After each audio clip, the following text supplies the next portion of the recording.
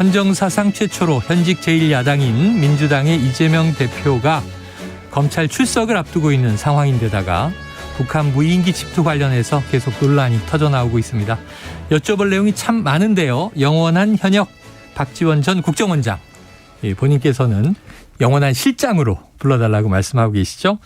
오늘 여의도 정핵관으로 모시고 한번 이야기 나눠보겠습니다. 실장님 안녕하세요. 네, 안녕하세요. 네. 새해 오늘 건강히 날씨가 보이십니다. 굉장히 풀렸어요. 네, 네. 어제 광주도 그렇게 풀려가더라고요. 날씨가. 자, 연말에 고생 많으셨죠? 일단 새해 복 많이 받으셔야죠. 저는 복을 많이 받았습니다. 이미 많이 우리 받으셨다. 최영일 앵커도 많이. 감사합니다. 자, 바로 이 귀한 시간이니까 현안으로 들어가 보겠습니다. 예. 자, 이재명 대표가 내일 오전에 검찰에 출석한다. 일정은 밝혔고요. 검찰이 제1야당 대표에게 출석을 요구하고 응해서 조사받는 건 처음 보는 모습입니다. 그것도 현직 야당 대표.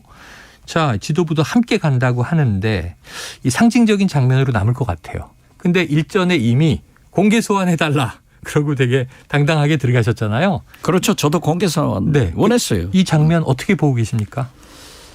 제1야당 대표가 검찰의 수사를 받는다고 하는 것은 우리 정치에 굉장히 불행한 일이다. 네.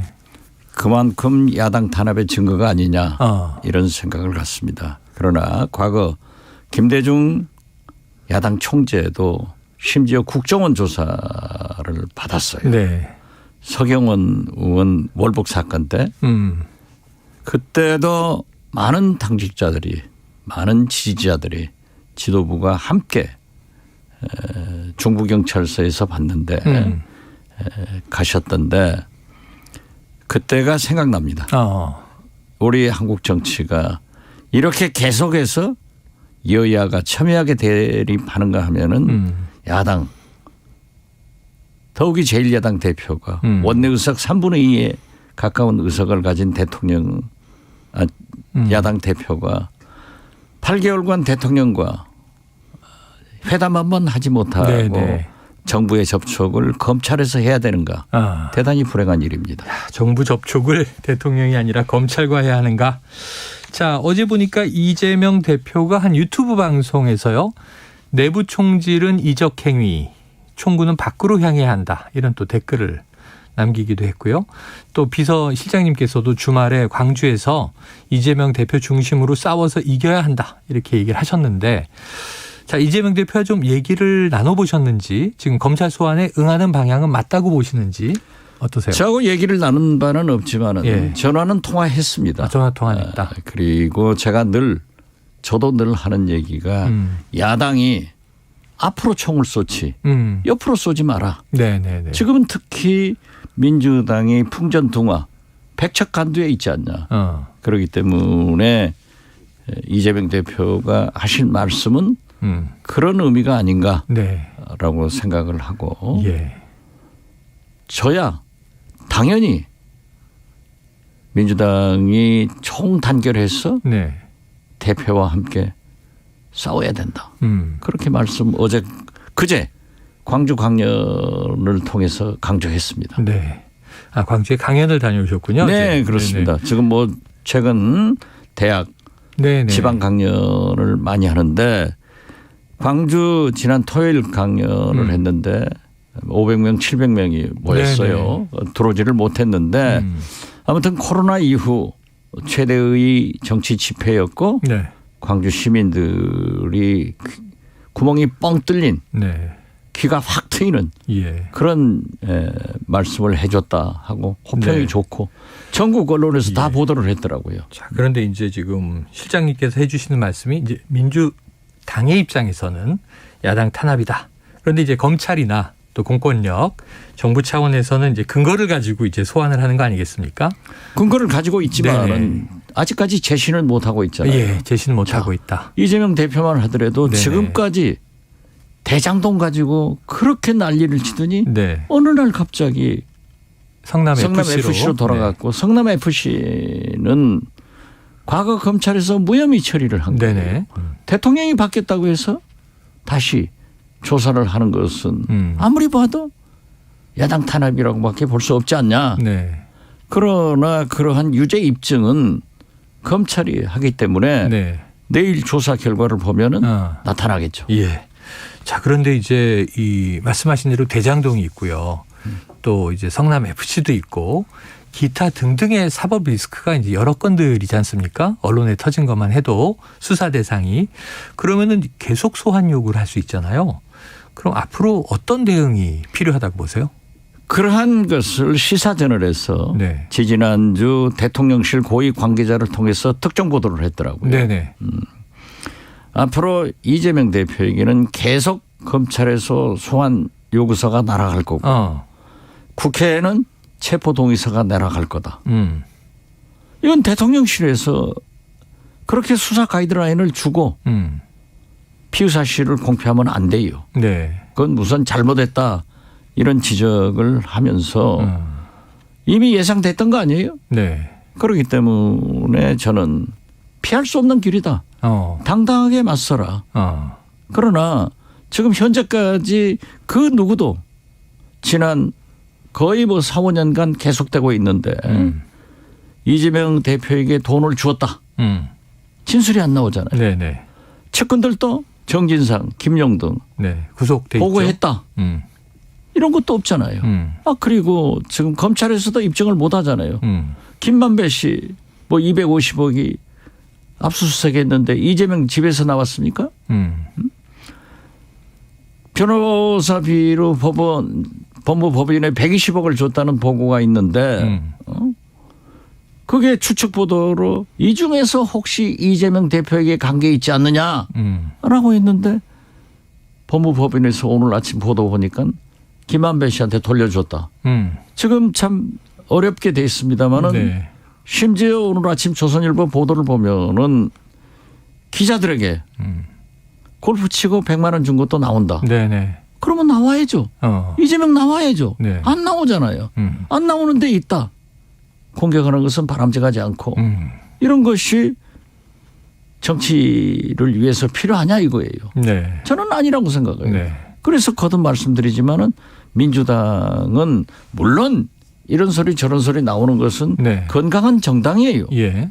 그렇지만 지금은 이재명 대표를 중심으로 내일 지구가 말명해도 오늘 한 그루의 사과나무를 심자. 네. 이것이 민주당의 갈 길이 아닌가. 저는 그렇게 생각합니다. 스피노자의 명언을 인용하셔서 민주당의 갈 길이다 얘기를 해 주셨습니다. 자, 이제 설명절이 다가오잖아요. 이때 항상 정치권 화두가 어떤 이제 의제를 민심의 밥상에 올릴 것이냐 이런 얘기를 하는데 그러면 이제 민심에는 이게 좀 어떤 영향이 있을지 소환 이후 또 이제 실장님이 생각하시는 그럼 야당이 좀 지금 주력해야 할 의제는 무엇인지 좀 설파를 해 주신다면요. 저는 처음부터 민주당에게 윤석열 대통령이 비록 24%포인트까지 지지도가 떨어졌지만은 쉽게 보지 마라. 저분이 검찰총장 출신이다. 네네. 그리고 개혁의 기치를 들겠다고 계속 말씀을 했어요. 네네. 이번에 중대선거구 탁 던졌잖아요. 그리고 가장 중요한 노동, 연금, 교육. 개혁. 3대 개혁의 화두를 던진 것은 집권 8개월 만에 지금까지 무엇을 하겠다고 하는 아젠다를 던진 적이 없어요. 네네. 이걸 던졌단 말이에요. 잘했어요. 필요한 거예요. 그렇기 때문에 저는 민주당이 원내 의석의 3분의 1을 가지고 있기 때문에 이러한 3대 개혁 특위를 국회 내에서 야당만이라도 TF를 만들어 가지고 대비를 해라. 네네. 그래서 국민과 당사자와 전문가가 함께하는 정치개혁 3대 개혁이 이루어져야지 네. 윤석열 대통령한테만 맡겨버리면은 이분 화물연대처럼 독선적 네네. 반민주적 개혁이 된다. 그러나 윤석열 대통령은 화물연대, 전장년 이런 것을 강하게 함으로써 그 추종 세력들은 집결한다. 네네. 지지도도 올라갈 것이다. 단 윤석열 대통령이 전 국민의 대통령이 돼야지 네. 30% 40%의 태극기 대통령이 돼서는 안 된다. 하는데 저는 윤석열 대통령이 전 국민의 대통령이 아니고 네. 태극기 부대 대통령으로 가고 있다. 이것을 원내 의석 3분의 1을 가지고 있는 네. 민주당이 거듭 말씀드리지만 예. 개혁의 기치를 들고 한 손에는 사법리스크 한 손에는 개혁. 그래서 국민과 함께 전문가와 함께 당사자와 함께 개혁안을 네. 냈으면은 이 정도는 안 됐을 거예요. 예. 그러나 지금도 늦지 않았다. 네.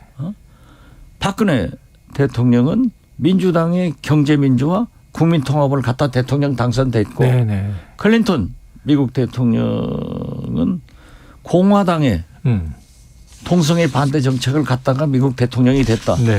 개혁은 늦지 않았다. 네. 지금이라도 빨리 대비를 해라. 이런 얘기를 하고 싶고 예. 그렇게 하면은 민주당이 국민들로부터 평가를 받는다. 저는 그렇게 봅니다. 알겠습니다. 자, 내일 이재명 민주당 대표의 소환을 앞두고 있기 때문에 좀 자세하게 최근의 이야기를 여쭤봤고요. 자, 이런 거 좀 여쭤볼게요. 이게 실장님께서 이 윤석열 정부 초기부터 좀 주장하던 내용과 일맥상통합니다. 대통령실이 공직자 감찰 조사팀을 신설한다. 이런 내용이 전해져서 그럼 이게 윤석열 정부 출범 이후에 폐지됐던 민정수석실의 기능을 부활시키는 건가? 이런 궁금증이 있어요. 이건 어떻게 예상하십니까? 그러니까 윤석열 대통령이 멀쩡한 청와대 버리고 용산 네. 대통령실을 옮겨가지고 네. 잘한 것도 있겠지만 네. 드론 무인기 침공을 받은 거예요. 네. 모르잖아요. 예, 예. 지금 청와대에는 북한산 뭐 산이 있어가지고 다 장치가 돼 있어요. 네네네. 공격할 장치도 돼 있어요. 예, 예. 용산 대통령실은 허벌판이고 없어요. 근처에 있는 남산이나 매봉산은 이미 시민들한테 돌아갔기 때문에 네네네. 그런 시설을 못하는 거예요.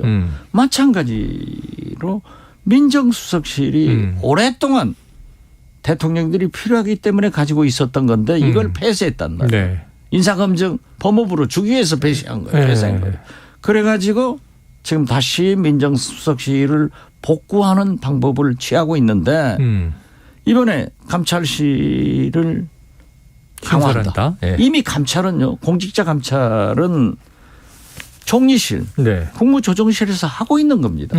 이걸 강화하는 것은 총리실, 국무조정실의 감찰 권한을 다시 더 감독하겠다 예. 하는데 아니 대통령실은 뭐가 필요만 하면은 국방부, 합참, 방패 이번에도 지금 가장 중요한 국군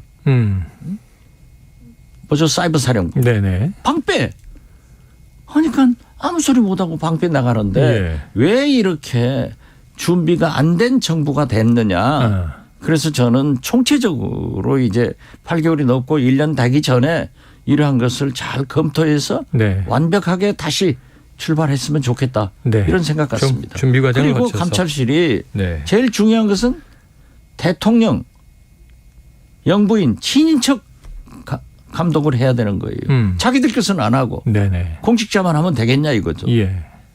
알겠습니다. 자, 지금 잠깐 언급을 하셨는데 말이죠. 또 이게 모르는 청취자분도 꽤 계실 것 같습니다. 사이버 작전 사령부, 예, 줄여서 사이버사, 북한의 해킹 능력이 상당히 이제 높다고 하는데 거기 대응하기 위해서 만들어진 북한도 높지만은 우리나라 해킹 방어 능력이나 여러 기술이 세계적입니다. IT 쪽으로는. 그런데 이 사령부가 사용 중인 서울 용산 일대 건물 중에 일부를 비워달라 이렇게 통보를 해서. 군대한테만 밤낮 방을 빼라고. 이거 어떻게 보세요? 왜 그런 걸까요? 이건 문제가 있고요. 네. 국군 사이버 사령부는 국정원과 함께 굉장히 중요한 역할을 하는 거예요. 네. 그래서 우리나라의 사이버 능력이 세계적입니다. 네. 그래서 저는 자꾸 그런데 방 빼가지고 이리저리 옮겨놓으면은 되겠냐 이거지. 네.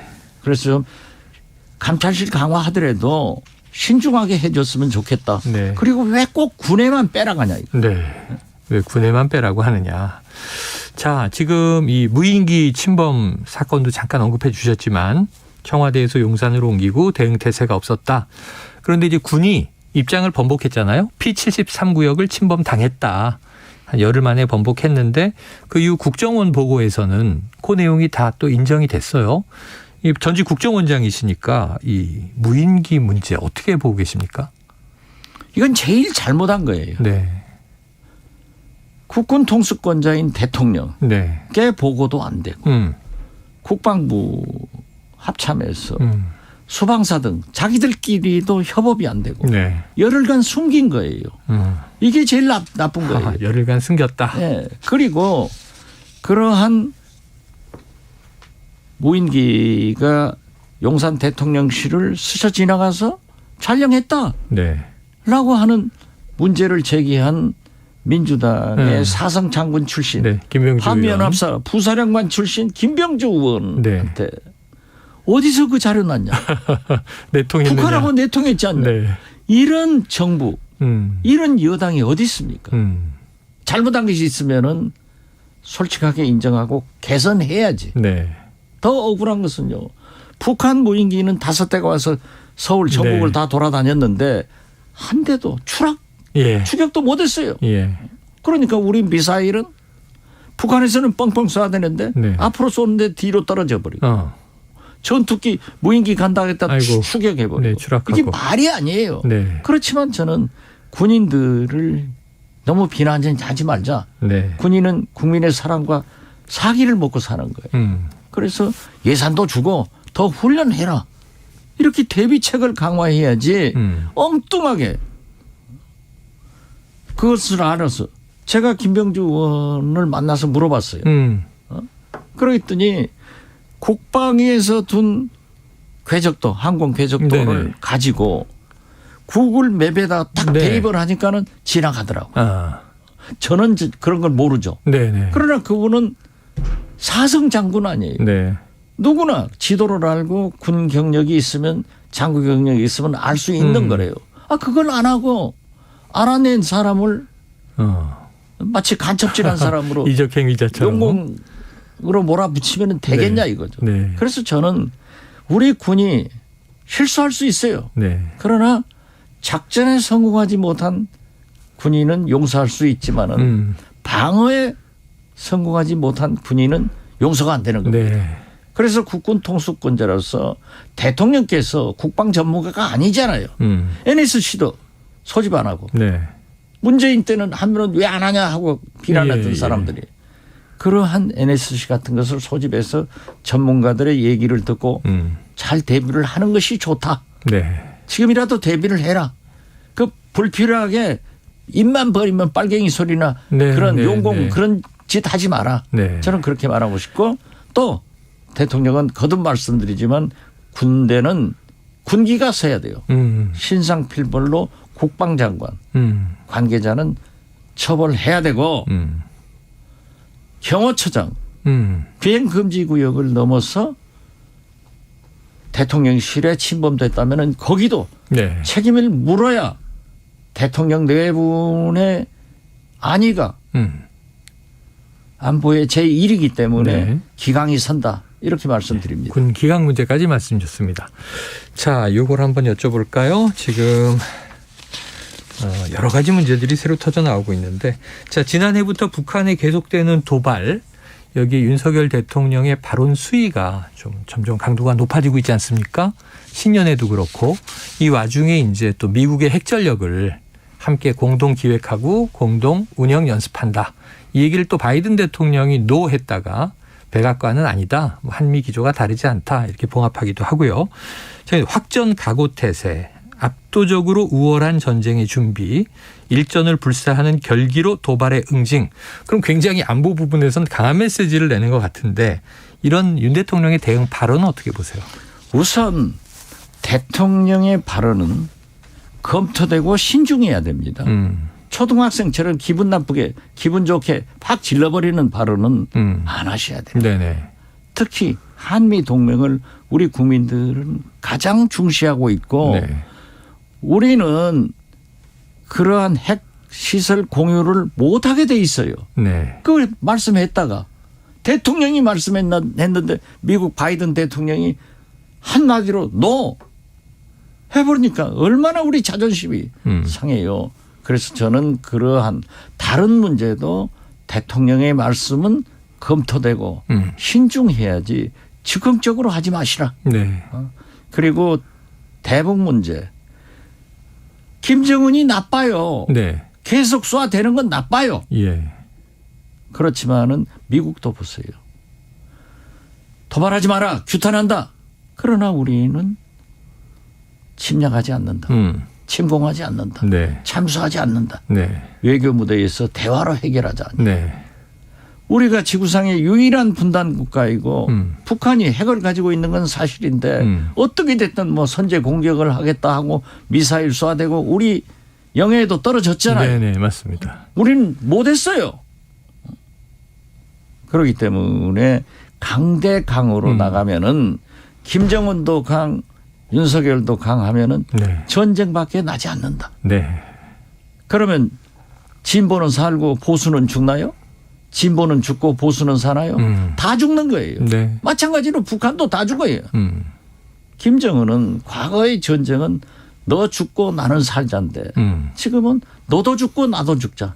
다 죽자는 거예요. 공멸이다. 그러한 것을 피해가고 평화의 방법을 제기하는 것이 대한민국 윤석열 대통령이어야지 저렇게 강대강으로 가서 국민들이 불안하고 전쟁이 난다고 하면 되겠느냐. 네. 그래서 저는 미국 한미동맹을 강화하고 한중 정상회담 했잖아요. 네. 그렇기 때문에 1월 초에 있는 곧 내일 모레 있겠죠. 네.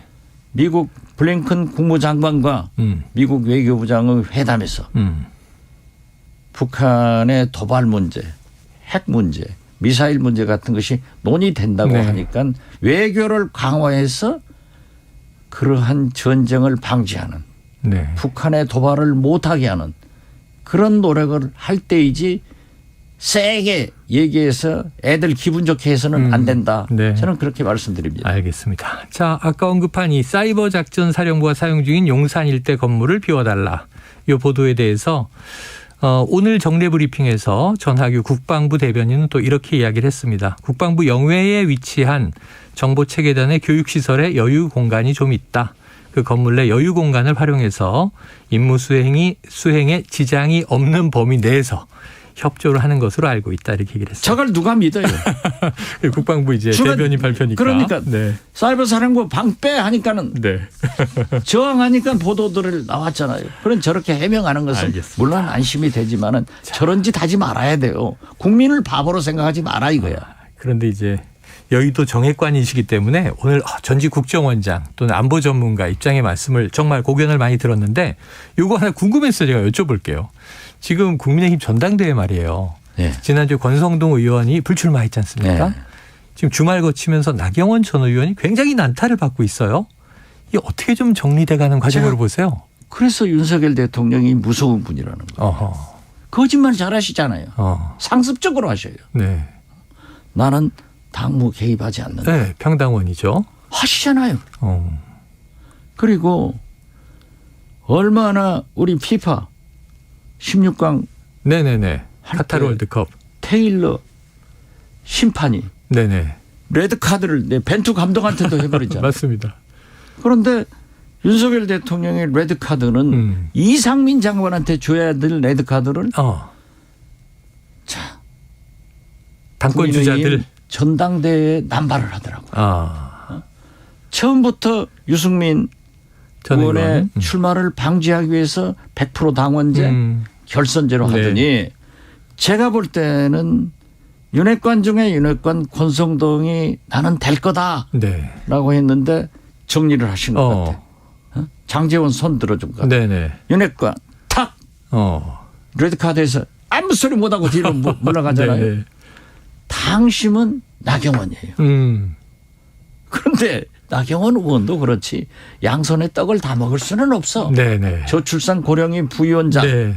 기후대사 했으면은 그렇죠. 왜 그걸 받아요? 받아놓고 뭐 국민들은 청와대 대통령실에서는 장관급이라는데 자기만 부총리급이라고 엔조이 하더니 이제 당심이 있으니까 뭐 저출산 방지를 위해서 네. 그러한 얘기를 하니까 청와대 수석이 나와서 냈다 갈겨버리잖아요. 어휴, 냉정하던데요. 나경원 네. 의원이 뒤로 물러서니까 그것이 더 나쁘다 하면서 이미 네. 레드카드를 주었다. 레드카드 주었다. 네. 그렇게 봐요. 알겠습니다. 자, 아유, 오늘 참 시간이 너무 잘 가요. 그럼 누가 될까요? 네. 김장연대가 남지 않습니까? 안철수 의원도 남았는데. 안철수 의원은 또 단일화할 때 필요하겠죠. 네. 또 유승민 전 의원은 아직 고민 중이다. 이렇게 고민 중이지만은 나가요. 나가서 처참하게 네. 낙선을 하든지 처절하게 패배하는 당선을 하든지 네. 그래야 길이 열리는 거예요. 그래야 길이 열린다. 야, 이게 또 정치 구단의 조언이었습니다. 오늘 굉장히 흥미진진한 얘기를 많이 들었습니다. 지금까지 박지원 전 국정원장, 영원한 실장, 영원한 현역이었습니다. 오늘 말씀 고맙습니다. 네, 감사합니다. 네.